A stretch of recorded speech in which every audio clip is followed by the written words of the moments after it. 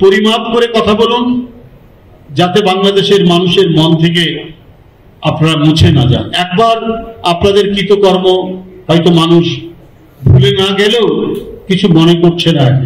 কারণ ৭১ সালে যে ঘটনাটাই যারা ঘটিয়েছে তারাও মুসলমান ছিল। তারা যে বললেন যে জান্নাতের টিকিট দিতে হবে ওই তাকে ভোট দিলে পরে,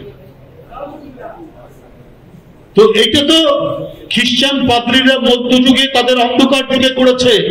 জামাত ইসলাম কি আবার অন্ধকার যুগ নিয়ে আসতে চাচ্ছে এই জান্নাতের টিকিট বিক্রি করে বাংলাদেশে? আমার তো তাই মনে হয়। বাড়িতে বাড়িতে তাদের কর্মীদের পাঠিয়ে বলছেন দাড়িপাল্লায় সামনে যদি ভোট দিলে পরে এটি আপনি বেহেশতের রাস্তা সুগম করবেন। তাহলে আর এই দেশে তো এই দেশ হচ্ছে প্রায় ৯২-৯৩% মুসলমানের দেশ। এটা তো হাজার বছর আগে এখানে যারা পৃথিবীর বিভিন্ন দেশ থেকে উলেমা, মাশায়েখ, পীর কত কষ্ট করে এসে এখানে ইসলাম প্রচার করেছেন, এবং তারা ইসলাম প্রচার করতে গিয়ে মানুষকে কত সেবা দিয়েছেন। তাদের যেখানে যেখানে তারা ইউনিভার্সিটি এবং মাদ্রাসা তৈরি করেছেন তার সামনে মানুষের সেবা দেওয়ার জন্য তারা কত বড় বড় পুকুর কেটেছেন, মসজিদ নির্মাণ করেছেন, এবং সেখানে গরিব ছাত্রদেরকে বিনা পয়সায় সেই সব মাদ্রাসায় আপনার লেখাপড়া করানো যেত। আপনি কি বলে যে যদি মাজারে যান, রাজশাহী বাঘা মাজারে যদি যান, বাংলাদেশের প্রতি অধিকাংশ যারা আজ থেকে ৮০০-৯০০ বছর আগে এসে ইসলাম প্রচার করেছেন তারা তো করেছেন একটা মানবতার বাণী নিয়ে এসছেন। ইসলামের প্রকৃত যে বাণী, মানবতার বাণী নিয়ে ইসলাম প্রচার করে বাংলাদেশকে তারা ইসলামের আলোয় আলোকিত করেছেন। আবার নতুন করে এটি রাজনৈতিক দল কোন ইসলাম প্রচার করবে, এবং তারা এমন ভাবে প্রচার করছেন যেখানে বিভ্রান্তি আসছে, যেখানে আল্লাহর একাত্মবাদ, তৌহিদ, এই তৌহিদের জন্য দেশের ইসলামে বিশ্বাসী মানুষ জীবন দিতে পারে, সেখানে আরেকটি কোন ধারা আপনাকে নিয়ে আসবেন যাকে তাকেও মানে মানতে হবে।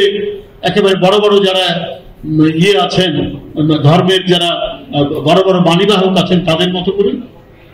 এটা কি ইসলামের একটি নতুন ধারা তৈরি হচ্ছে, মওদুদিবাদ?